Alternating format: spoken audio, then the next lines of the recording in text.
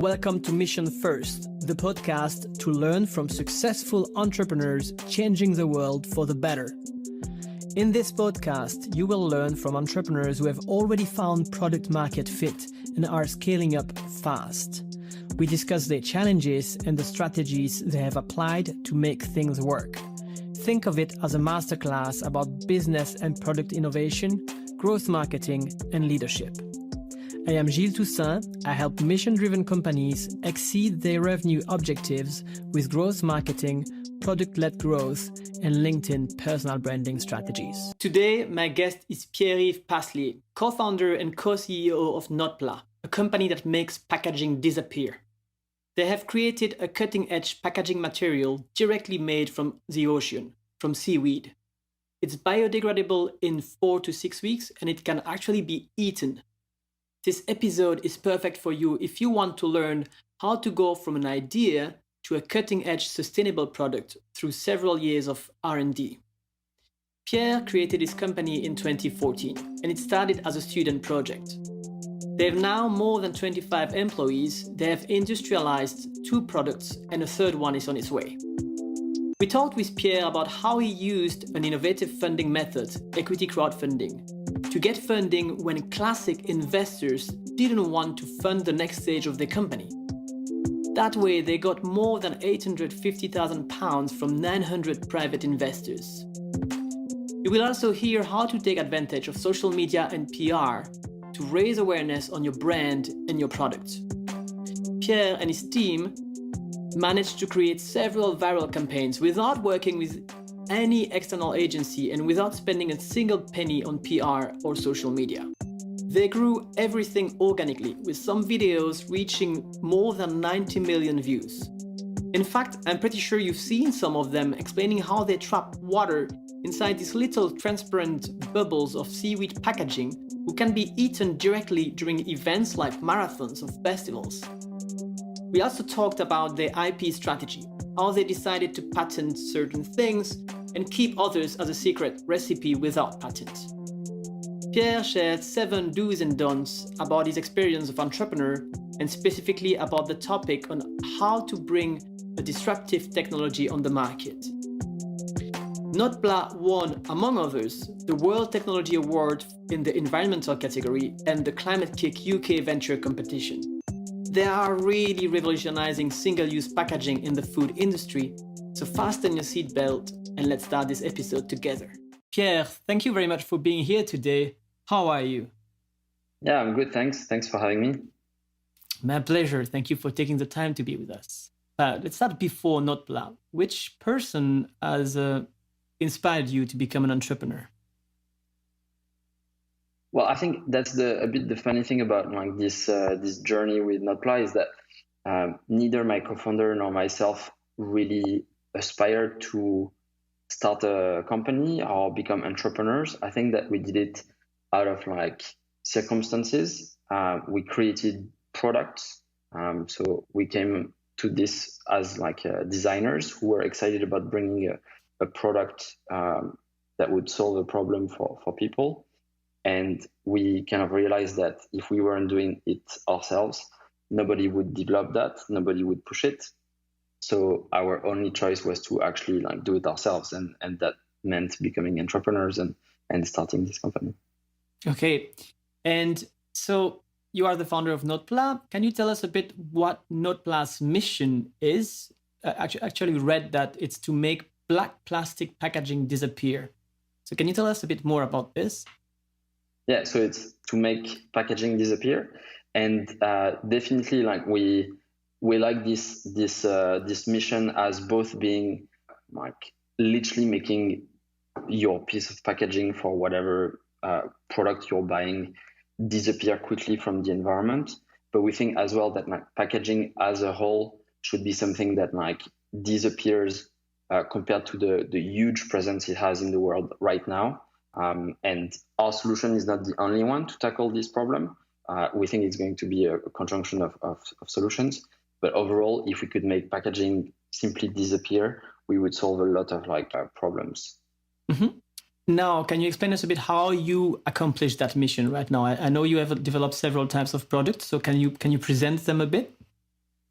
Yeah, for sure. So when we started this back in 2014, we started with Oho, which is our first product. It's a little bubble that can contain liquids like water, beverages. It's transparent. It's about the size of like a cherry tomato, and the envelope, the membrane is made from seaweed. That makes it, first of all, naturally biodegradable, completely renewable material, but also edible. And the fact that you could eat your packaging was definitely something that felt very different from the types of packaging we are seeing in our daily life everywhere. So we were really intrigued by this idea that like, if something is edible, it's definitely not going to create a long-lasting waste in the environment, because if I can eat it, nature can eat it for sure. So I think we thought that was quite interesting, and from there we started this project actually during our studies at a master's called Innovation Design Engineering at the Royal College of Art and Imperial College, and my co-founder were working on this like as a student project. It wasn't meant to become a startup, as I said. But like the outcome of this was videos and photos that actually we posted online and that went viral. And so over the summer, in between the 2 years of the masters, we just couldn't believe that like there were millions and millions of like views on YouTube and articles written about it. So it really felt like people were really excited about this like slightly weird packaging concept that we had come up with. And I think that really like made us realize that, first of all, there were not too many alternatives on the market, and that if we weren't going to push that ourselves, it would be a long time before a big company like Tetra Pak or Amcor or Stora Enso decides to invest in developing something like this. We can't leave it in the hands of the big companies to provide the solutions, especially because they have a vested interest in the current solutions. So we were like, okay, if people really want it, and if we think that no one else is going to like make it happen, we should jump in. So we developed this product, realizing that it was mainly going to be a good solution for instant consumption. So that's really where we focus our attention with this product. It is a bit like a fruit, and it really biodegrades like a fruit. So it's naturally biodegradable. It literally can break down faster than the peel of a fruit in a compost bin in your garden, or I have one in my kitchen, like a wormery, and it's the worm's favorite food, if that makes sense. So it's really easy for nature to break it down wherever it ends up, which is a big difference compared to a lot of bioplastics that claim to be biodegradable, but in reality, they don't. Like the main one being PLA, which is made from cornstarch initially, but it's a synthetic polymer that is made from transforming cornstarch into this plastic. And it actually never breaks down in nature. You need to put it in a special industrial compost. So that was something that we wanted to kind of like really differentiate ourselves a lot with. So we started kind of like developing these like little fruits like products filled with liquids for different applications, realizing that there was actually a really good match for things like marathons and festivals. And a bit later on, we also realized that it could work quite well with sauces for takeaway, like ketchup and mayo sachets and things like this. So Oho, this product, is really focused on this kind of applications. And then, like as we continue to develop the company, we actually realized that there was other ways we could use our seaweed based technology to challenge some other use of plastic. And one of them is the thin layer of plastic that is applied onto cardboard boxes for food application. So this is our second product. It's the NOTPLA coating, which is used for takeaway hot food. And in this case, it provides resistance to grease and to water for the cardboard not to go soggy, because if you've ever done like papier-mâché when you were a kid, cardboard in contact with water immediately goes soggy. So currently the industry is either using a thin layer of plastic, or they're putting a lot of quite nasty additives onto the cardboard to make it super resistant to water. But both of these things are actually pretty bad when they end up in the environment, or even when you eat out of them your hot food. So that's why we wanted to develop a cardboard box that would be pure cellulose without any kind of like synthetic additives, and a coating made from seaweed. And I think from there we also kind of like realized that there was a possibility of creating a flexible film that would be a good packaging for lots of dry products that are currently wrapped in like plastic sachets. And one of the property that was key in this case was heat sealability, because this is how the technology works for plastic. You heat with jaws the seal, and that closes the bags. And so we had to find ways to make the seaweed material react in a similar way than plastic to heat, which we've started to get some like pretty good results with right now.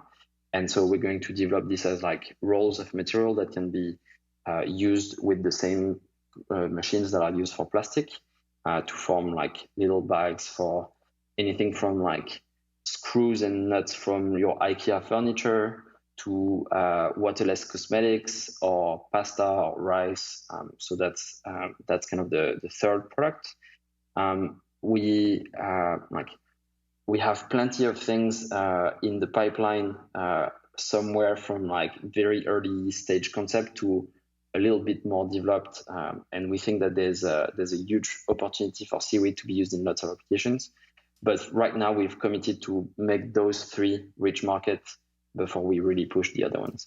So Oho, not super easy to say sometimes, but like it's a funny name. So these edible capsules, like bubbles for liquids, the cardboard liners, and the film for solids. Yeah, these are the three products, and the two of them are already industrialized and being sold and used, and the third one is in developed or in the process of being industrialized. Yeah, so I mean it's always a spectrum, but definitely Oho being the first one we developed, we actually have now like reached a relatively stable manufacturing technology, and we've like produced at scale for large large events. We did the London Marathon last year, which was really exciting to see an entire water station completely plastic free.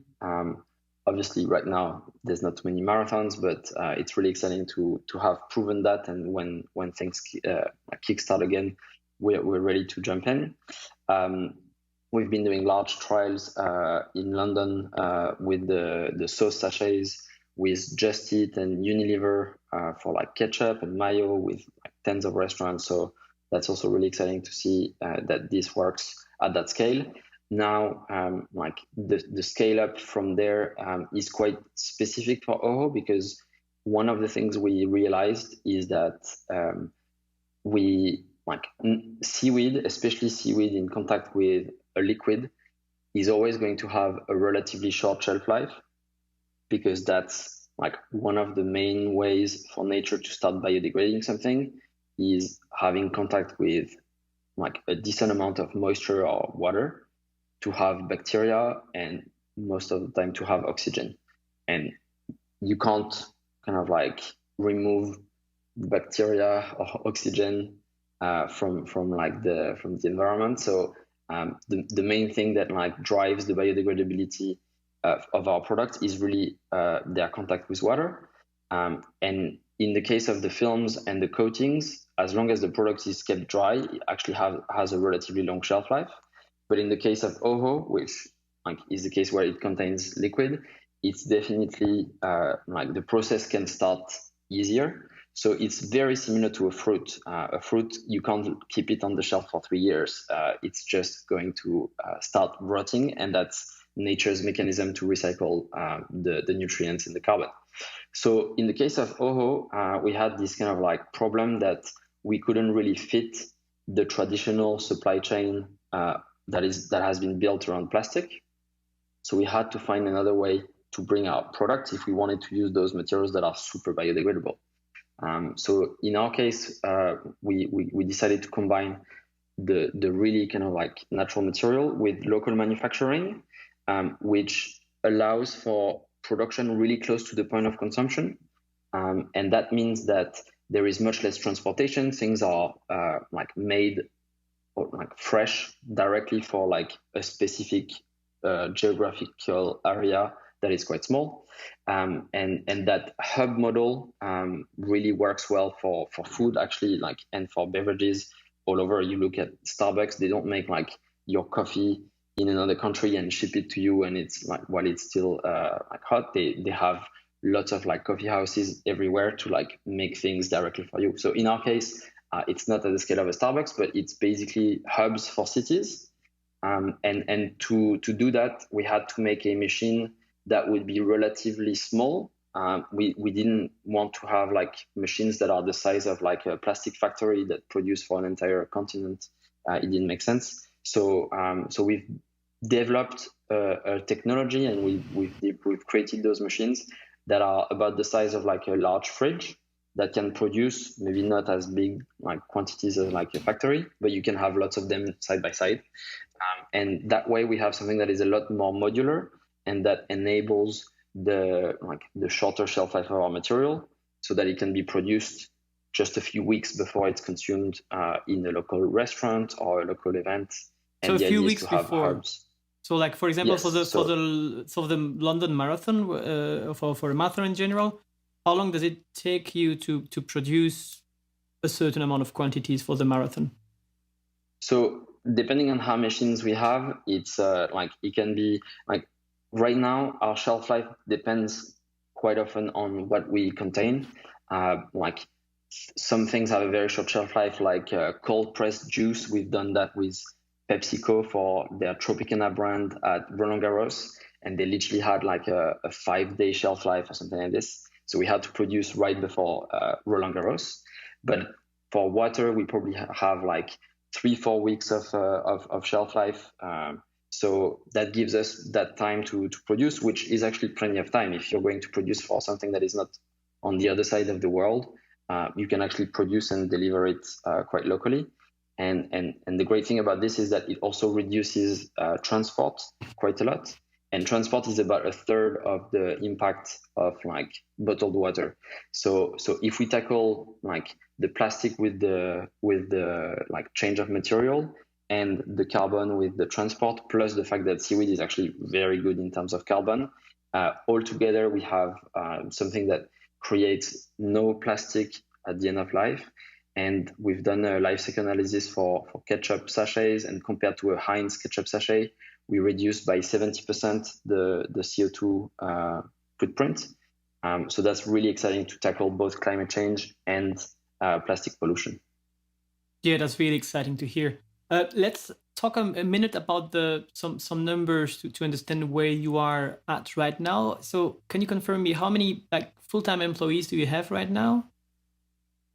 So we have just over 25 employees right now. And in terms of financing, how much have you raised so far?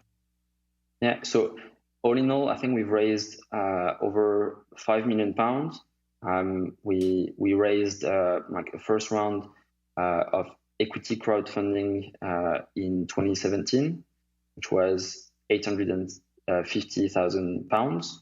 And then after that, we got a convertible loan from Sky Ocean Ventures the following year. And back in December, we raised like a new round of financing with some impact funds of £4 million. Okay. And in terms of clients right now, can you like how many clients are we talking about right now? So it's a range because like we are, our goal is to help companies stop using plastic. So obviously we think that there is a great deal of impact that can be done through the large FMCG groups, but equally they are pretty slow to move. And so if in our country there is restaurants or shops or events organizers who can have an impact directly, we also want to work with these guys because they are definitely much easier to engage with and to get things started. So we really have a blend of like small and large partners. I think the ones that end up kind of like being talked about all the time is more like the Unilever and Just Eat and Lucozade for the festivals and PepsiCo and so on. But like to reach scale with those, it takes month and month of like pushing. Whereas literally we're selling some of our packaging to our neighbor on the yard where we are based, and they are like reducing their plastic use at a much smaller scale, but it's very meaningful for us to be able to provide that at that scale as well. And also the thing is that this is a new technology, so although we would love to roll this out with like a big partner at a massive scale, it's going to take a couple of years to reach scale for even matching one of their product lines. So at the moment, when you look at our manufacturing capacity, it's definitely more attuned to working with smaller partners than to kind of like match the typical requirements of a large partner. Obviously, there's things you can do at a smaller scale that are still very meaningful to get the conversations going. But yeah, if you want to start serving a Unilever, you need to have like hundreds of millions of units per month, and we're very far from being able to produce that. And in terms of business plan, of course, you can have a lot of it can be very meaningful to help the small brands. But lots of companies sometimes say, okay, you need to aim big so that you have it can be profitable. Are you already profitable right now?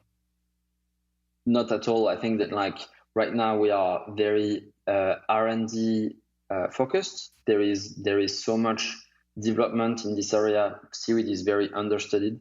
So we are heavily investing in R&D. So it means that for now, the small manufacturing capacity that we have doesn't kind of outweigh the expenditure on R&D. That being said, I think that on the unit economics, we are definitely making things look very kind of exciting. But this is typically a high volume, low margin market. So we're very kind of aligned with our investors that for now the goal is not to kind of make profit on the back of the few kind of tens of thousands of units we can produce right now, but it's much more to kind of prove that everything is very is very well understood and replicatable in other places, and kind of see what's going to be the path to scale up the fastest one. So okay, so because you're talking about financing, this is a very, very, very interesting part. So, but before jumping onto that, I'd like to talk about the very, very beginning. When you said, you had this viral videos for the Boho at the time. Can you explain us just shortly when that happened? At which stage you were in the development of the product or the company? Did you have actually a company when that viral video went out, or did you have actually a product that was just in the lab when you did it? So how did that happen? What are the few steps before that to have the two of you, the two co-founders, meet, and in order to be able to design that first product and to get that that first viral video? Yeah, we had neither a company or a lab or anything, but so I met Rodrigo in this master's called Innovation Design Engineering. It's a master's that is quite interesting because it's mainly for returning professionals. So people who have worked for a few years in their industry, Rodrigo's background is in architecture and design. Personally, I was trained as a mechanical engineer, and then I worked for a few years for L'Oreal as a packaging engineer, making shampoo bottles and cream jars, all of them in plastic, and seeing the speed at which machines can like make them. And it's kind of like scary to see all of these products kind of like being filled and sent somewhere, and you don't really, well, you know that they're going to end up in the wrong place for sure. So after that, that's when I decided to kind of like come to study again in innovation, and that's when I moved to London. And the great thing as well about this master's is that it's very kind of like self-driven. So it's lots of projects, very collaborative, but basically you choose what you want to work on, what you're passionate about. And so this project really started out of like interest for how to make a packaging for water that would not be an like industrial container, but that would be more like a fruit. And I think that was a bit the kind of like the challenge or the question mark. And at that point, obviously, like without a background in seaweed or chemistry or any of these, like there wasn't like too much pre-existing knowledge that we had around this. So we explored a lot of existing materials that we could get our hands on. We didn't have a lab, so we were doing this in our kitchen. Oh, really? And so it was very, very low tech. And we started looking at things like bubble tea, the small tapioca seeds that are used for making bubble tea, which is like quite interesting. We started looking at like cellulose and starches and all sorts of different kind of like food additives that had different properties. The cool thing is that all of them were really natural because they were coming from like plants or like natural resources, and that they were edible. So that was making things very safe for us to experiment. And actually the fact that we were doing this in the kitchen and not in the lab meant that we could actually like try to eat pretty much anything we would come up with. And so like that's when we stumbled upon like the like this category of like seaweed products and byproducts that have been used for lots of different weird and wonderful applications. But one of them is an extract from brown seaweed that is used for making fake caviar. So these little kind of like fish flavored like bubbles that are really cheap to make, that have been kind of like industrialized. I think it's initially a patent from Unilever from the 1940s. So all of the like information about it is in the public domain. So you can just like go and check out the patents and see what kind of like formula they were using back in the day. And so that's kind of how we got started. We ordered some powder from Alibaba and started to kind of like mess around in the kitchen. And I think that like at that point, it's fair to say that the prototypes that came out of it were like very loose. They were definitely like not resistant, and they were like leaking a lot, and there was like very, very kind of like few things that were resolved about it. But I think that we managed to really focus on the core kind of like concept of these bubbles. That was really exciting. Like hiding a bit the flows for now to kind of like get people excited.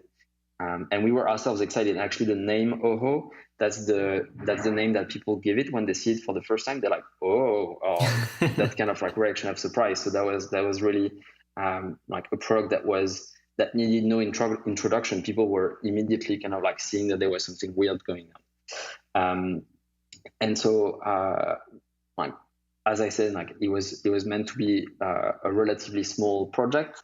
But the video like went viral, and I think that realizing that there was actually a lot of interest for this, that's when we started to look at it a bit more kind of like from an entrepreneur angle. So luckily there was.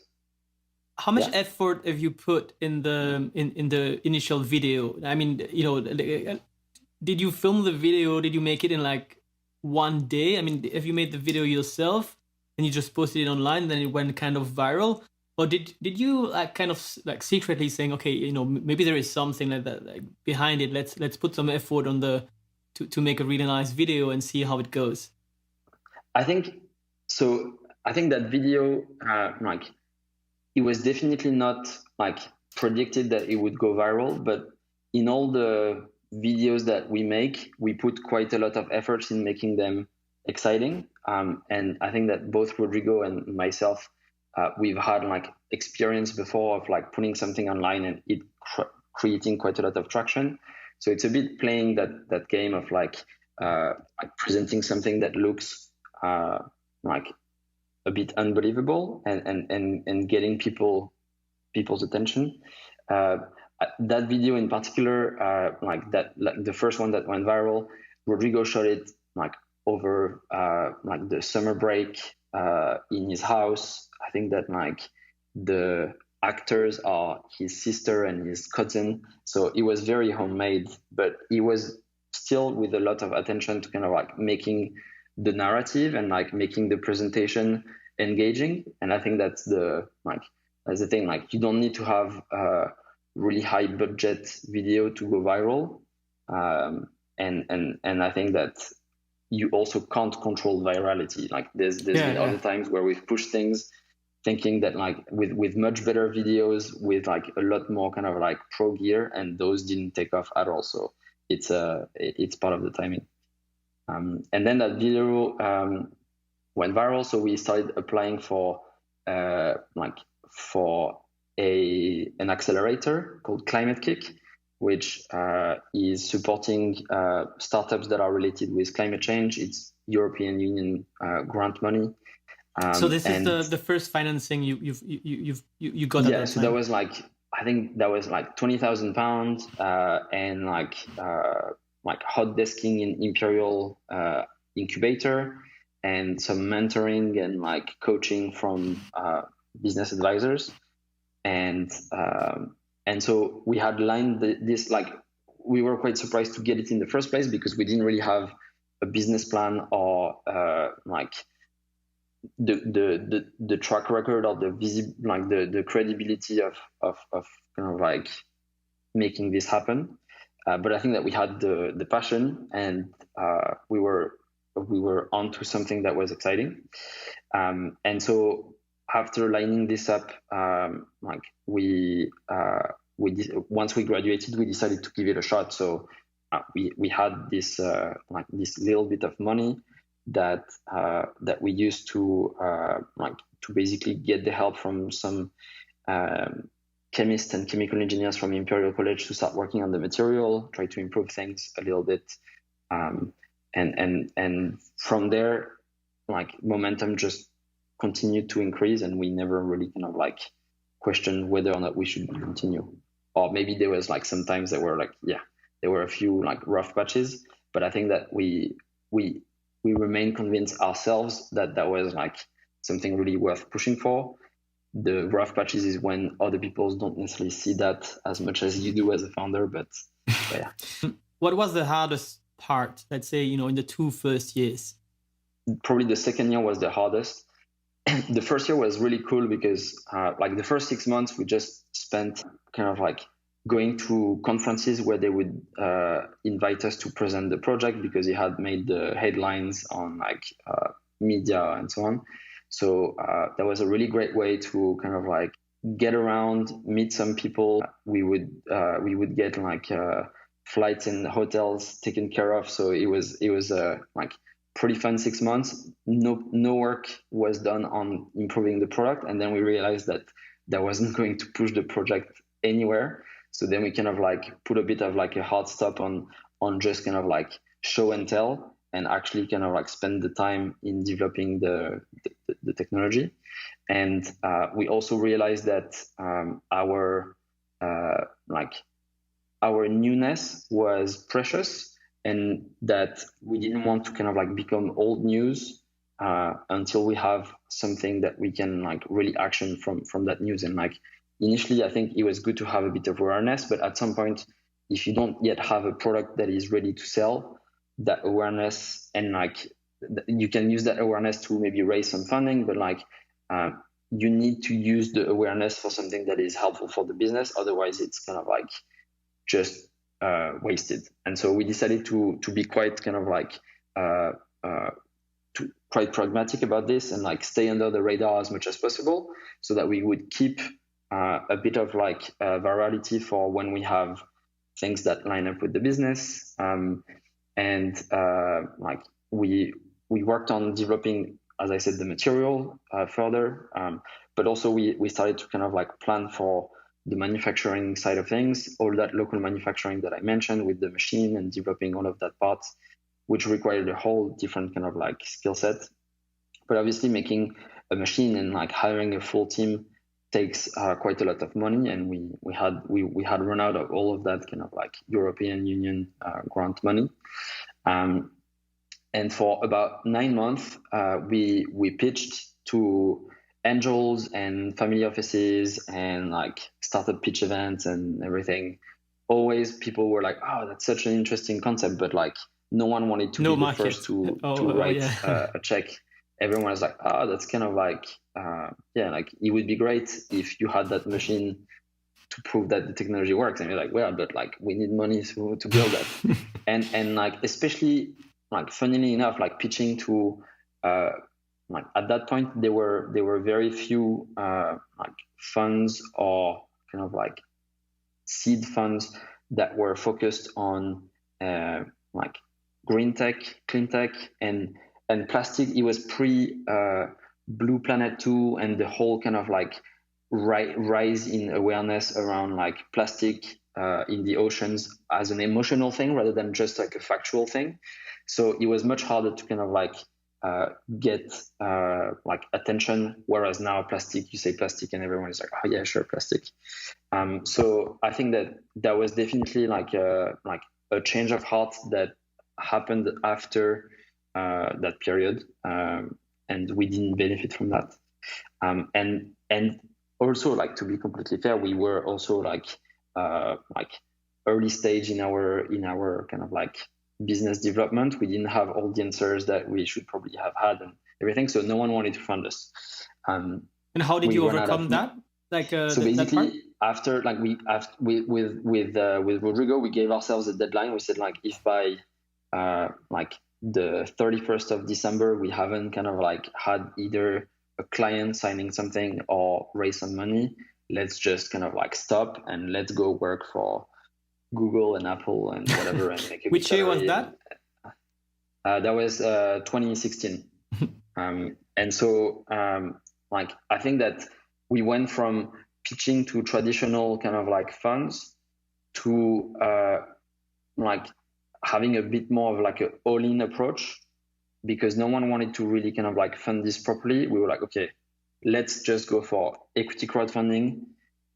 We don't need to wait for term sheets. We'll just write our own term sheets and put it on the like crowdfunding page, equity crowdfunding page, and like either people are in or out. We control the timing, so it's for 30 days, you're in or you're out. And that really kind of like gave us the opportunity of kind of like controlling a bit the urgency of this. Whereas before it was like, our investment committee meets in 3 months. We'll mention it, but like, and then you're kind of like waiting for 3 months. And so, and I think in like equity crowdfunding is not for everyone, but definitely for us, it was like a really, really great like asset. So the equity crowdfunding was this Crowdcube platform. Crowdcube, yeah. That's so basically the difference between normal crowdfunding like Kickstarter and equity crowdfunding is that rather than pre-buying a product on Kickstarter, here you're buying shares in the company, but you can buy shares with as little as £10. So it's very democratic. It's like you don't need to be a high net worth or a family office with like people kind of like reviewing deals all the time. If you like an idea, you can put 10, 100, £1,000 and you're a shareholder. And so basically, yeah, that kind of like felt like something where we could have finally kind of like a last deadline. If by the 30th day of that campaign we haven't raised our funding, that's just kind of like the end, and we just kind of like accept the outcome. And it went through the roof. And it went through the roof, and like it was really unexpected because we like, again, like one thing is you don't control the timing. It's like we couldn't have planned this to happen for sure. It was just kind of like very kind of like good timing for us that when we pushed this, we like the first few kind of like articles that were written about it gave enough kind of like momentum for some of those videos to go viral. And this time they went really, really viral. I think one of the video on Facebook got 90 million views. So it was just like insane. And basically we went from like what was going to be a long 30-day campaign, emailing every day, questions and answers from like investors, to just kind of like sit back and see people kind of like organically finding the campaign and kind of like being excited and funding us. And so as a result, we got 900 investors from all around the world who really believe in this and are part of the story, and that's really, really exciting. How much equity shares like have you given, like in terms of percentage of the company for to get that amount of money? So I think it was like about 20% of equity. Yeah, for like £850,000, it's yeah. So that was like it was that's the thing about equity crowdfunding campaign is that it's very transparent. You have the terms on the website, you have the valuation, you have all the information, and it's a deal for you or it's not, and it doesn't have to be more complex than this. And I think that's the great thing, is that it gives founders a lot more kind of like of an equal kind of like say in the funding process than like traditional early stage investors that are typically facing kind of like inexperienced founders that will kind of like take any money because they really want their startup to kind of like come to the next stage. For the second time, you have a kind of a viral campaign again. This time, have you done everything yourself, or did you work with some kind of PR agency to launch it, or how have you prepared that successful crowdfunding campaign? To this day, we haven't spent a pound on external PR or kind of like communication agencies or any of this. We've always done everything in-house. As I said, like it's not a given. When we put something online, it doesn't always go viral. I think what we did was make sure that like our content was easy to be taken by all the typical channels that are kind of like sharing this type of news.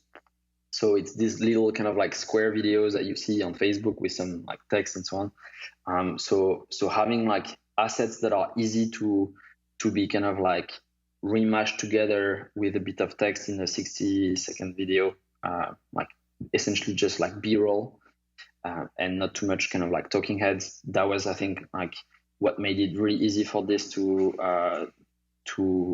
be done. And then I think basically what we like, what worked particularly well for us was the adequation of timing between the general kind of like response to the plastic pollution problem and the fact that we had a couple of years of kind of like head start on working on the solution, something that was also very differentiating, something that was also kind of like sounding quite fun and exciting, because I think a lot of like the plastic problem and the plastic solutions are about austerity and like reduction, and you know, like it's the tone is quite sad, whereas this is like this is packaging and you can eat it, and it's quite kind of like weird and different and exciting, and you see it like when we started doing like events and everything. This is the type of product that like everyone get their phones out, they start sharing it on whatever kind of like social media. You do a selfie where you kind of like eat an Oho. All of this is really easy to kind of like it makes it very easy to spread the message. And who took care of all the initial PR and social media strategy when you launched that? Because you had to prepare all these assets, and I think it's a great thing. You have to make it easy. It's a rule for PR. If you want people like in blogs and everything to share it, you have to prepare it like very well. You had, I guess, not one chance, but you had your first viral video. So I guess you had a lot of followers already on your social media. Facebook was also not. The algorithm was way more friendly for like not paid advertiser reach at the time. But who prepared all of that in your team? Was it you again, or did you have someone actually taking care of PR? It was all of us. It was like all done internally. At that stage, we had like Liz, who is our CFO, who had joined the team. Like we had like a lot more kind of like skills brought into the business side of the proposition, and so that really like strengthened, I think, the overall kind of like credibility of what we were doing. We were starting to grow the team as well with like a few chemists, but like we were 4, 5. We had a few people doing internships, but like it was all done in-house. As I said, like we had from like past experience, a few contacts on the media from other projects that had gone viral, where there had been like a few articles in like newspapers or Wired or Fastco. So we were able to kind of like email a few journalists, but I think overall it was mainly 100% organic, and making sure to post it on the right places, on Reddit, on Product Hunt, on the places where it's going to be picked up and kind of like spread. But then like you can do it one day and like nothing happens, and you can do it one day and like it just blows up and ends up on the front page of the internet. So you don't control that. So after that, what's the next big milestone in terms of financing? Yeah. So after that, the following summer, we raised a convertible loan from Sky Ocean Ventures. We had started to do like quite a lot of activities with Sky, the media group, because they had been one of the media groups that had been pushing the most on the plastics agenda with Sky Ocean Rescue and doing a lot of campaigns to raise awareness. So it was kind of like a natural fit for us to talk, and we basically started testing some of our solutions in their canteens and on their campus. And when they started to create a fund for accelerating innovation for tackling plastic in the ocean, it was kind of like a natural kind of like next step to become their first investment. We essentially then kind of like had a pretty close relationship with them, which when we decided to then fundraise, like our last fundraise, which we did between December and this April, we had been working closely with the head of the fund of Sky Ocean Venture that had then moved on to another fund, and so that was kind of like a natural way to get connected with this fund, which co-led the round with another impact fund called Astenor. And so we found ourselves in a much better position this time to raise from traditional VCs. I say traditional, but like with a strong focus on impact, because for us it was important that we would have like as high on the agenda the economic KPIs and the impact KPIs. And I think that we found like a really great group of investors that bring different added value, all of them quite kind of like unique, but that are all aligned on like making sure that we are growing a business that is going to have the maximum impact it can on this problem. How have you proceeded to make sure to select the right investors, especially when you reach that stage of like having to go to VCs? So all the way through, we've always kind of like tried to have conversations early on with funds that seem relevant. So for example, one of our investors in this round is the Dune Foundation. They are like, it's the money from the postcode lottery in the Netherlands that gets reinvested in a fund that is focused on social and environmental impact. So we actually had done like a competition that was organized by them, which we ended up being a finalist. We didn't win, but like I think we were kind of like having a relationship by then.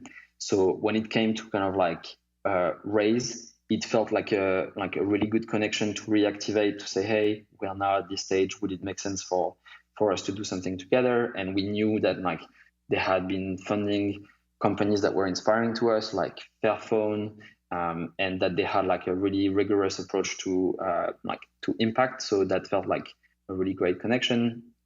As I said, the one of the co-lead for the last round, Lupa Systems, the partner, was the head of the Sky Ocean Ventures Fund previously.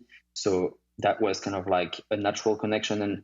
And looking into this new fund that he joined, Lupa Systems, there was a lot of alignment with what we're trying to develop as a company. It's the fund of James Murdoch, who's a board member of Tesla and has like a really big agenda on sustainability. So it was really great to see that like we were aligned on the core mission of our company and the fund that he had like started. And for Astanor, it's the same. It's like a really, really strong portfolio with hardware companies that have kind of like really rich scale, like InFarm that develops this kind of like in-store vertical farming system, and that has really kind of like made those like really successful in the market, raised hundreds of millions, and kind of like showed that it's possible to deploy this to Insect that has one of the biggest like insect protein factories in the world. So it was really great to have like a group of investors that have like a wealth of knowledge and network that they can help with, that have like shown in their previous investments that it's all about like solving some of the biggest problems and having an impact, and things that are kind of like quite actionable for us as a company. And I think that because the whole purpose of NOTPLA is to make packaging disappear, sustainability is not something that we are kind of like spreading on top. We don't have to retrofit anything. We are built on this mission. So we naturally attract also those conversations with people who are kind of like looking to fund more of this. So yeah. So you basically, you are one of the company that actually start with why from your product itself, which is actually a very, very strong advantage. Yeah, and I think someone said the other day, like, and I think it's really true, that like the best time to fundraise is when you're not fundraising. And so like we are definitely like, although fundraising takes an enormous amount of like attention away from the product and the technology, and it's just kind of like super disruptive in like pushing the business forward, it's really good to have like sprints on fundraising when you're close to your kind of like the end of your runway. But it's good to kind of like keep a bit of activity when you're fully funded and that you have like just lots of things to do on the technology side, so that you seed those kind of like relationships for the future, because that's when investors feel like they have the least to offer right now, and they are like a little bit more honest. Whereas when they know that you're running out of cash, they feel like they have all the cards in their hands. Yeah, they have leverage. Yeah. This is a very, very good point. There are so many things I would like to dig into with you, but because I see the time passing by, I think one of the things I'd like to talk about before we start with the usual do's and don'ts is talking a bit about intellectual property and patents. Can you tell me a bit what was your approach regarding patents, and like if entrepreneurs here are trying to develop some really cutting edge products like yours, you need probably like to patent your product. What's your experience with that? Yeah. I think, IP is like, it's funny because it's I don't think that there's like a right way to do it. It's so dependent on your business. But I think that for us, what we've kind of like realized is that there is like, there are some things that you develop that are super easy to see that this is your core IP. And those things, definitely you should go and like patent them, because it's going to be very easy to enforce that if someone makes exactly the same machine, or if someone like develops something that you can instantly tell is based on your technology. Definitely it makes sense to try to use the patent route.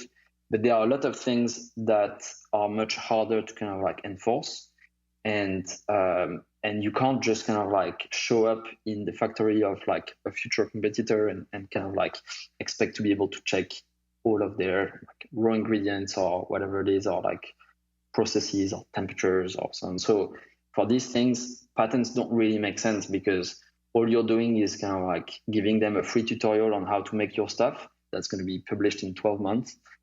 So you're seeding your competition, which like can be a very noble thing to do, but like I think that it can be quite hard to protect the inherent value that you're creating. So in these cases, it's good to pair some of those kind of like patents of the obvious things with a lot of trade secrets on the less obvious things and the less enforceable things. And so I think that's kind of like the line we've taken for things that are definitely more in the details and hard to kind of like prove. We would never like take the patent route, especially because patents are also like a huge amount of money. I think over the lifetime of a patent, it's going to cost you about £200,000.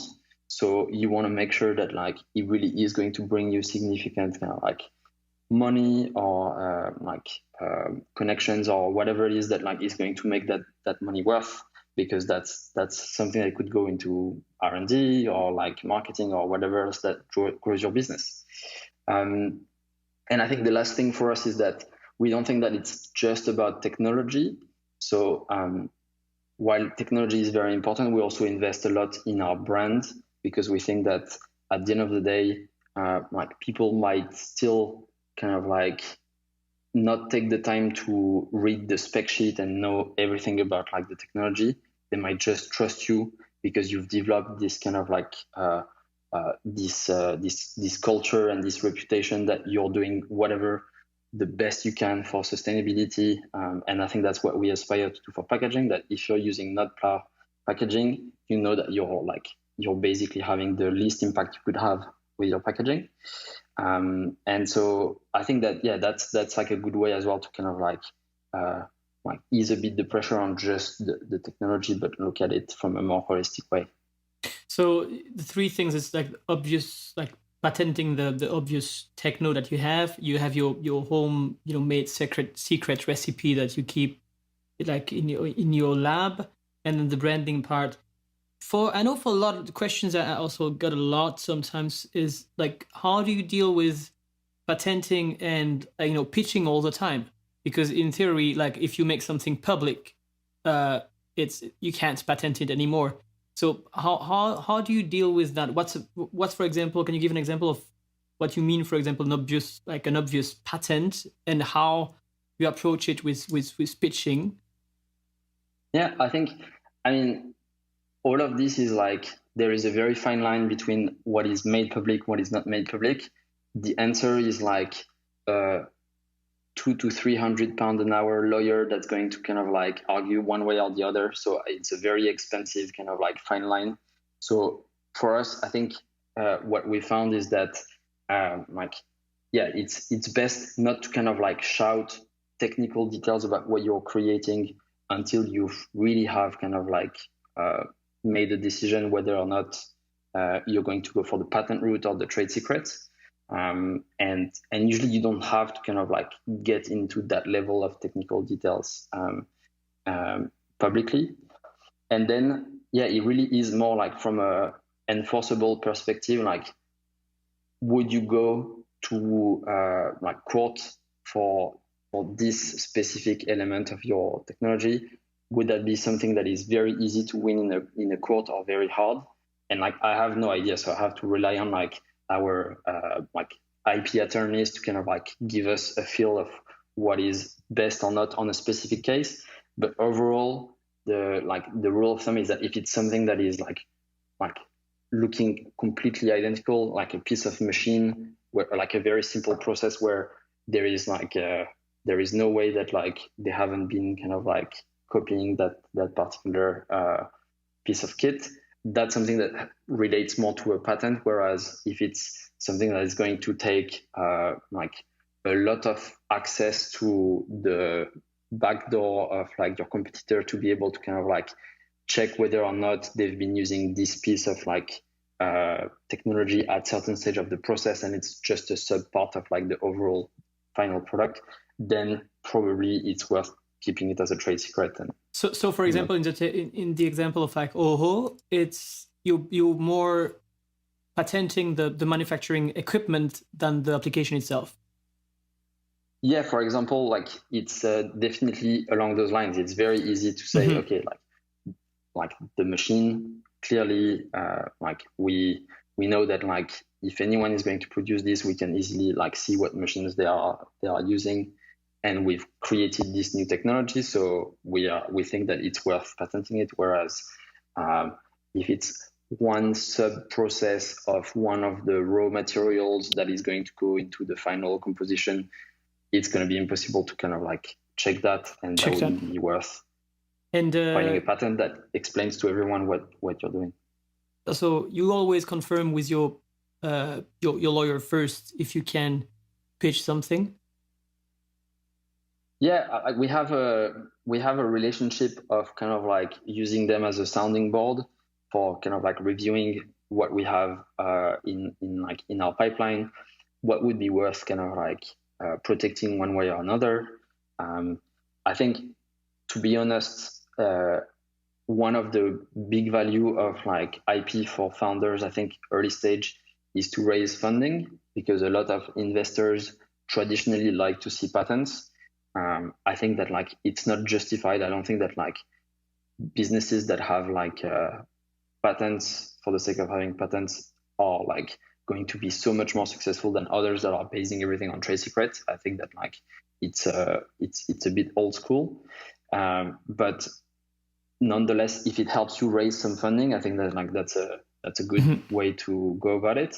I think if your business model revolves around licensing your technology, you don't want to produce anything, you don't want to kind of like get your hands like dirty, then probably you really need to kind of like get a strong like position.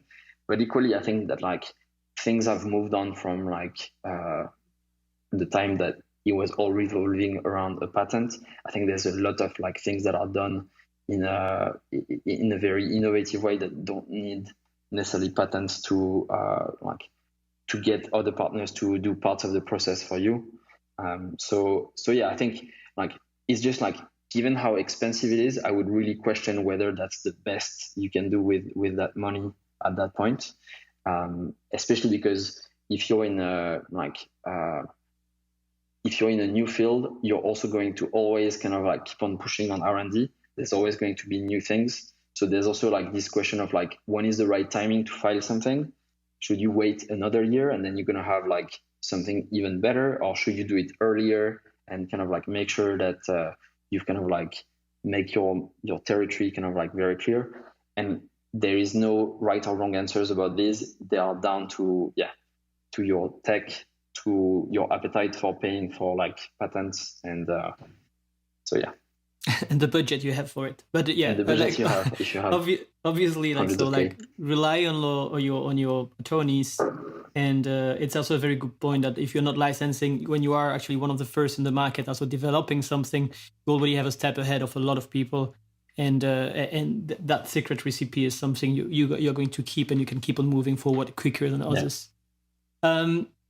Let's move to the do's and don'ts. So today, you give us some advice on disruptive innovation, how to create a packaging that disappears, which was a pretty obvious title. given our like your company today. So you've sent me a list of like 4 do's and 3 don'ts that I'm really looking forward to discuss with you. So the first one is trust your expertise. Yeah, so I think it's something that can seem like a bit weird, but you're gonna be spending 5, 6, 7 years, 10 years on the particular subject that you're working on when you start a startup. So no matter what, you're gonna become an expert of that field. But like when you start at first, you can feel a bit as an outsider in an industry where you don't know everything about. Certainly at the beginning, we knew nothing about seaweed. And the more we go and the more we realize how much there is to know about seaweed that we still don't know. But I think that it doesn't stop us from really engaging on on par with the scientists and the industry on seaweed. And now, I mean, I still find it weird that we're invited to speak at seaweed conferences. I've never studied seaweed, but I've been working with seaweed for the past 6 years. So really trust that you're gonna pick up all of those kind of little kind of details and know-how and everything from the industry that you're in, and give yourself the credit and the confidence in calling you an expert of that, and you'll be continuously improving. The second one is pitch all the time. Yeah, so I think that's pretty obvious for probably a lot of founders, but I think that there is no kind of there is no way to know who is going to open a door for you. And there's times where you're probably I'm at a random dinner, or I'm at a conference that has nothing to do with what I do. Is it worth always keep on presenting my project? And I think that in hindsight, we've had people getting in touch 3-4 years after we've they first met us at some event, and they're like, oh yeah, I remember when you said this, and I've sent your way this guy and this guy, or I've connected you with this, or I think I could make this introduction or open this door for you. So I think it's a good reminder that it's because it's impossible to know what doors it's going to open for you. It's worth always pushing as much as you can on and it helps to practice as well, because you never know when you're going to have 1 minute with an investor. I think Rodrigo found himself on a ski lift in Davos with the CEO of Coke, and so he had he was better than the elevator pitch. He was the ski lift pitch, and after years of pitching, it comes natural. And so that's a great story. Did it end up in a partnership or the future partnership yet? Not yet. The third do is consider innovative funding. So you briefly you already talked a bit about that. Do you want to add something about this? It's kind of uncanny how we focus all our efforts in being super innovative and disruptive on the products, but we follow the same business models or the same funding. I think investment is very, very old school and traditional in the way that it works. So it doesn't make sense to just be innovative on your product, but do everything the same. So I think that for us, we were lucky that there was this emerging equity crowdfunding. There will be some other ways that are kind of going to pop up. And I think it's totally worth to engage with those. And it was very successful for you. So that's great.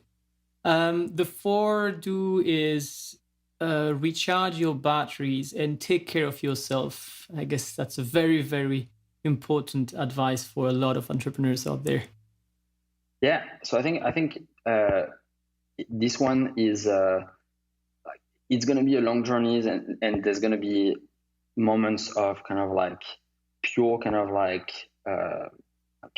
joy and excitement and accomplishment, but there's also going to be some moments where it feels like things are a bit stuck and people are not really getting it, and I think that it can be quite draining.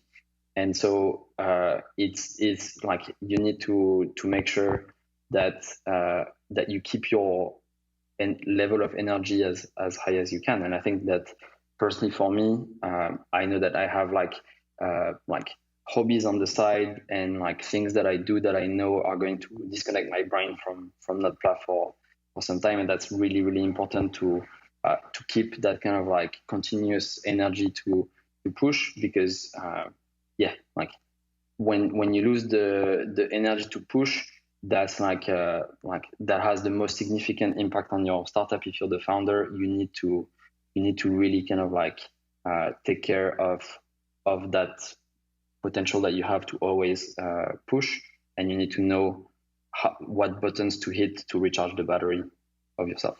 And it's very important indeed. And what do you do to make sure you stick to these like activities? Is it something that, for example, you block in your calendar that every week you play tennis or you go golfing, or I don't know what you do, and whatever is the deadline you have, you stick to that? Yeah, I think I might not be as kind of like methodical at this, but like I do things that I really, really enjoy on the side, and so I know that like I have a natural motivation to do them, and that's what keeps me from like kind of like skipping it for too long. But yeah, I think whatever like mechanism you can find for yourself to make sure that you don't just do the startup 7 days a week, is a good move. And I think that there is times where it needs to be 7 days a week, and when you need to kind of like push, but you can't sustain that for 10 years. So you have to also kind of like know how to find the balance of the moments where it's kind of like all in, and the moments where it needs to be a bit more kind of like comfortable, and when you need to recharge those batteries.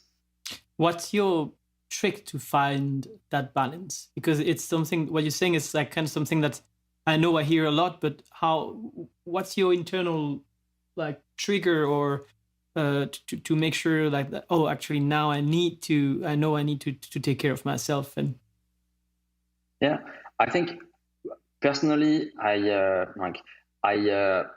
love to create things. I think that like in the early years of the startup, there was a lot of like hands-on activities. I prototyped the first machine, and like as we were saying, like we were making everything in our kitchen. So we were spending like not too much time on the computer and more time just kind of like making prototypes. And so that was, I think that's my like that's one part of what drives me.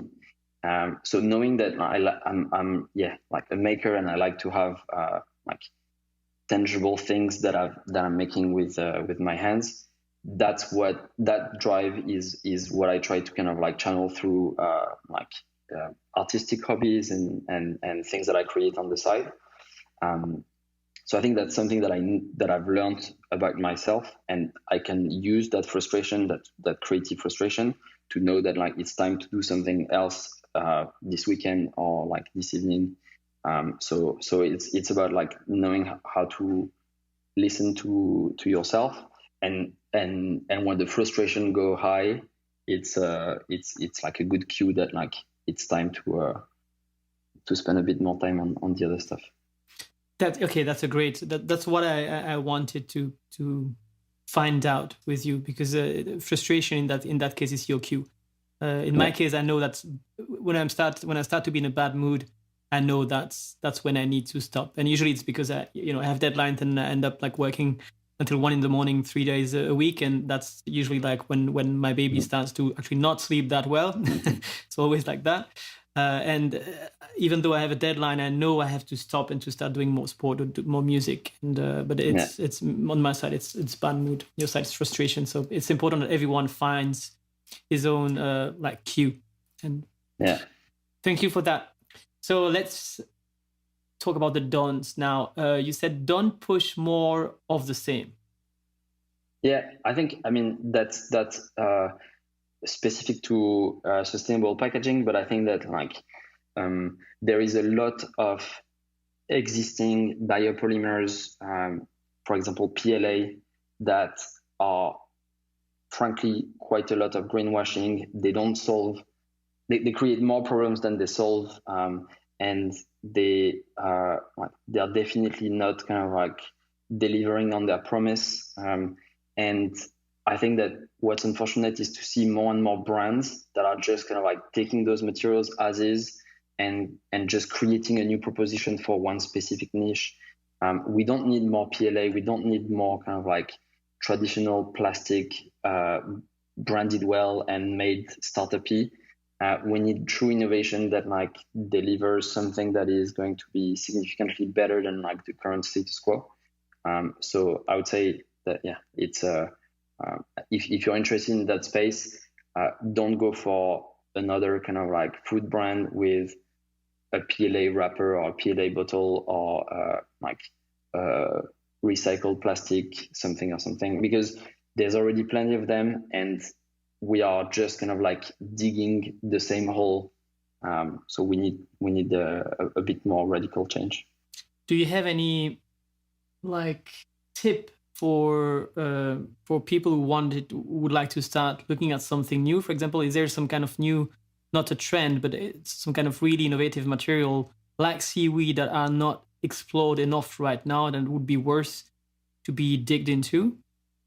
I think there's so many materials. I think that's one of the things that excites us is we already have all of those building blocks around us, from mushrooms to like shrimp shells that can make chitosan.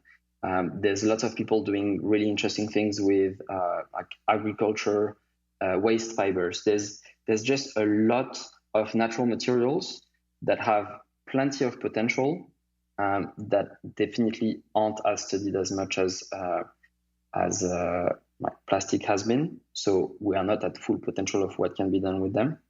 And each application has its own needs. Like there's not two fruits that are the same in nature because they adapt to the environment. And right now, the problem of plastic is that we have the same format wherever you consume, wherever you kind of like buy in the world. So there needs to be a little bit more granularity. And I think the other exciting thing is that like it's not about like only changing the packaging, but I think that if we want more sustainable products, there's a lot we can do about changing the content to make it work with more sustainable packaging, because we've just created a luxury of having plastic that can contain anything for any length of time and like is very easy and cheap to produce. So we've been very complacent on making content more sustainable, but I think it's really exciting to see what's happening with like waterless cosmetics, of like actually saying we transport so much water, let's just make things more concentrate. You can mix it at home in a bottle with your own tap water, making things with specific raw materials that are more shelf stable on their own, so that you don't need the plastic to make the product great. You can have something that is a little bit more kind of like resistant to the environment. And I think all of these things, they have the potential of like unlocking a lot more of those materials that are not so used right now, because when you're a buyer from one of those big FMCG company, you want to see a spec sheet that compares to plastic, and obviously all the parameters that you're looking at, like natural materials, are not matching plastic, and you're just kind of like teaching it for that reason. Whereas we don't need to match plastic. There's lots of ways that we can use the packaging technologies that are available with smart content that matches those materials, so that we can have an altogether better proposition than just kind of like plastic. So there is a need for better matching between content and packaging. Yeah. Throwing up the ideas for people who want to start a company right now. Yeah. The last don't was, no, sorry, there are two more. Don't greenwash and don't dilute the trust in your industry. Yeah, and I think that's one that like we are just realizing more recently. But if you're going to change significantly the impact of a whole industry, it's not going to just be your company that's going to do that. You're going to need competitors. You're going to need other stakeholders, and everyone is going to kind of like play an integral part in the success of the industry. You can't do this in vacuum. So realizing this, like it's actually very important that no one is kind of like communicating or taking actions that are going to discredit the whole industry. I mean, for example, for us, there is the seaweed industry. We think that seaweed is going to have a great potential for packaging. But if some other startups that are either farming seaweed or using it for other types of packaging or whatever it is are damaging the reputation of that whole industry, we're all going to suffer from that. And I think that it's just a call for being responsible about the success of an overall industry. And if you're driven by purpose and by kind of impact, you should already be pretty kind of conscious about these things. But yeah, it's not like if you're jumping on a purpose venture, you're not going to try to be to become the next Amazon or the next Facebook. You're going to have to work a lot more collaboratively with the rest of your industry and be conscious that any kind of greenwashing you do is going to deserve everyone else, and you'll lose all the benefits from that collaboration with the industry yourself. Very good point. And we hear that way more, more and more often, and that greenwashing is going to be one of the key thing to avoid in the coming years. The last don't was don't think you can control everything, and that makes me think about the. That makes me think about the. Have you read the Andre Agassi's biography? No. That's a very, very good biography to read. I think the first chapter is one of the... I listened to it as an audiobook, actually. And the first chapter for me was one of the best chapter I've listened to in my life. I think it's really the narrative is fantastic. Okay. But he actually says, control what you can control, or worry about only what you can control. So I'm really curious what you have to say about don't think you can control everything. Yeah. I think basically it's just kind of lifting a bit of weight off the shoulders of founders. It's not just going to be about pure hard work. There's going to be moments where the timing is right and it's going to be easier, and there's going to be moments where the timing is terrible and there's nothing you can do about it. And I think that certainly for us, we've had a few moments where it seems that we get a really helpful kind of combination of events that make something happen really, really easily. And we totally kind of appreciate the fact that it was not down to us or our hard work. It was down to circumstances. So we've got to be, humbled by that and realizing that all we can do is prepare our luck as much as we can. But don't beat yourself up when things don't happen. If you launch your crowdfunding campaign the week that Donald Trump dies or whatever it is, you're not going to kind of get your fair share of media, and it's just the way it is. So I think that's just a good reminder that it's not just you. And so crowdfunding campaign is a very, very good point as well. You're so much depending on what's going around. You launched a company in 2014. I guess have you heard about the cooler? Yeah. That was actually a really good example at the time, because I was launching my startup as well at the time, Feels the Beat, and the cooler was this fantastic, super cool cooler to cool your food when you go for a picnic. And I remember they launched the campaign in January one year, and they failed completely. And then they didn't give up. They relaunched it, tweaked it a little bit, relaunched it in summer, and they went through the roof. So that's also something that's timing is obviously crucial. Thank you very much for all these advice. Let's finish with the last questions, the usual ones from my guests. What's the best advice you've been given as an entrepreneur?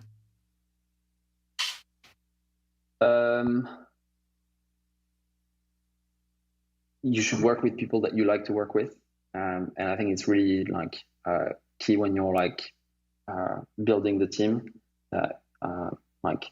Make sure that you're not just kind of looking for skill sets, but you're looking for people that you want to spend some time working out some pretty hard problems together.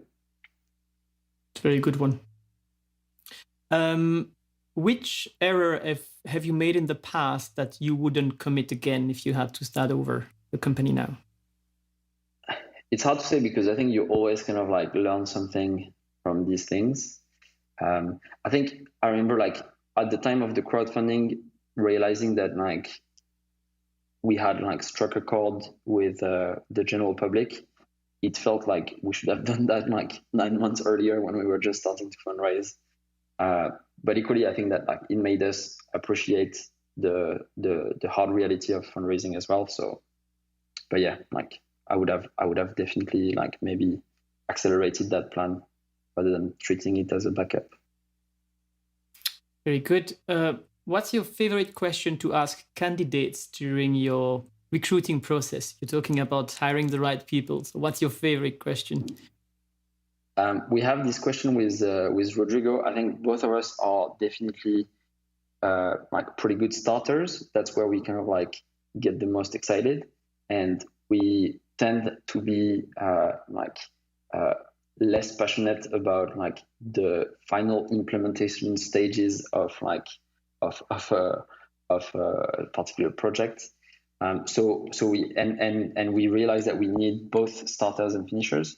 So we try to balance the team. So often we like, or pretty much every time we'll ask where people think they are like on the spectrum of starter to finisher, and like embracing like both kind of like both types of people, and making sure that in a given team there's a good balance of like starters and finishers. So in that case, you're looking for people who have a passion for details and who can go into the last details of every project. Yeah, and like we're also looking for starters for other projects, but like it's just that like overall, it's good to have people who are going to like, it's just like what drives people. Some people really love that kind of like first moment post brainstorming where you feel like you could just make this thing kind of like go big and like have a lot of impact and so on. And some people are finding this kind of like much less kind of like real than the actual impact you have when you press on the button and like everything starts to work and you actually kind of like deliver on like on a project. So I think it's good to have the input from everyone. Good.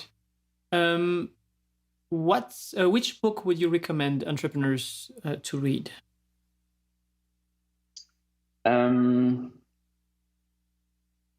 Well, I've just been recommended one recently, Teams of Teams, written by this like army general, about like how they had completely reorganized themselves during the like Afghanistan wars, because they were the best army in the world, super trained, and they were losing against people that were very loosely kind of like organized. And I think like what I'm interested to learn from it is like the book is not about war, it's about like how to pass on those learnings to other types of organizations like businesses.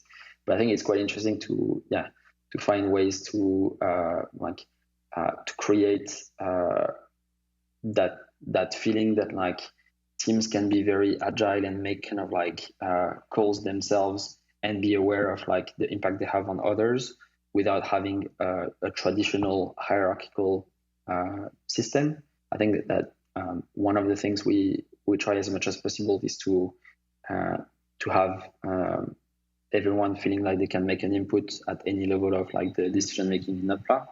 And obviously as you grow, it's one of the questions like how do you grow the structure, and I think that concept of teams rather than like a pyramid is something that is really attractive to us. But I've just started it, so. Team of teams, new rules of engagement for a complex world. I will put the link in the resources of the episode online. So thank you very much. What's a training, podcast, blog, or influencers you'd recommend to follow? I don't follow too many, to be honest. I've recently started reading Courier magazine, which I find quite interesting. There's like lots of really nice like in-depth articles about like different topics that are somewhat related with startups and often sustainability, but not only. It's a London-based magazine. Couriermedia.co. Okay. And the funny part is, tell us one thing about you that I wouldn't be able to find out online. Well, I mean, you might be able to find that online, but like one of the interesting things that like I've been trying to do during the lockdown is like, as I mentioned, I do like quite a lot of generative art on the side, which is my kind of like creative hobby, creating like artwork that is designed by an algorithm or like a piece of software, so that it's kind of like a combination of human input and machine input. And I started an Instagram account that is dedicated to this kind of like community, which is quite niche, but like that has kind of like grown in popularity over the past few months. That's called Generative Hut. And so during the lockdown, I started like having this idea of like it would be great to make a book that is like showcasing all the art work from the community. So currently there is like a project going on of like developing that book that hopefully will become available in a few months, and that should be a quite interesting, very different kind of like project than NOTPLA, and I'm doing that in collaboration with Vetro Edition, which is a Berlin small publishing house. So hopefully that's going to be an exciting project, and that it's definitely not like on the internet for now. It's in preparation. Yeah, I'm looking forward for the book, but people can. So I will share also the link on the web page. But you already have like 65,000 followers on Instagram, and the visuals are fantastic. So yeah, thank you for that. The last question I had is like, during the interview, it occurred to me, when was the first time you got drunk with your edible like capsules? Because I know you can put alcohol in it, so I was wondering if that happened. Yeah, I think well, definitely last Christmas party when we had just closed our round of funding, and we were doing a project with the Glenlivet whiskey brand, where we were doing like edible whiskey cocktails in our bubbles. We had a little bit of like extra like stock from like the previous production that we had kept on the side for the Christmas party, so that was definitely a good one. So yeah, they can be deadly if you don't watch out for how many you're having. It's like an edible shot. It's perfect. So that's another market. Yeah. It's perfect. So thank you very much for your time and for all these advice, Pierre. This is just your time now to share whatever you want with our listeners. So, is there one thing you want to share? Where can they find you, your company? Are you hiring? Are you looking for funding for investors? It's your time now if you want to share that. Thanks. So I think like one of the things we're quite excited to do now is to work with direct to consumer brands, especially on the waterless cosmetics or on the instant drinks like instant coffee, like hot chocolate, instant tea. We have developed a solution that can be soluble in water. So you could make really different kind of sachets that completely disappear, either in in a hot water mug or in your pot, or there's all sorts of like different things that can be done with seaweed that you can't really do with plastic. So we are we're really open for like collaborations with waterless cosmetic brands or kind of like dry food like brands, especially because we've realized that for direct to consumer, people end up receiving a lot more packaging than if they were buying things in the store, because that's kind of like removed before they see it on the store. So it's all the more important to have like sustainable packaging if you want to maintain that kind of like adequation of values with your consumers. So if you have a waterless cosmetic brand or a similar kind of brand that could benefit from our like flexible film, please do get in touch. We're always hiring, so have a look on our website.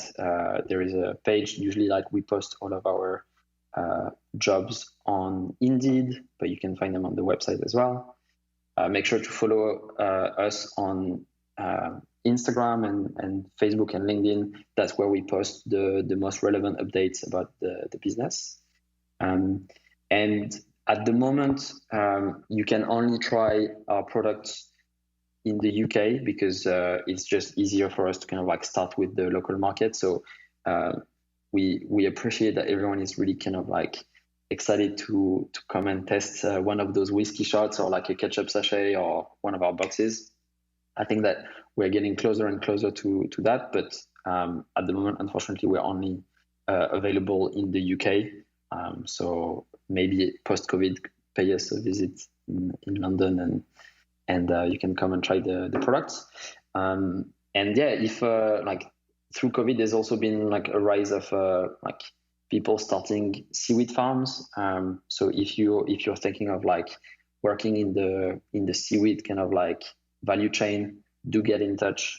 Would love to kind of like work with the people who have the best sustainability credentials in the industry. So yeah, I think that's the message.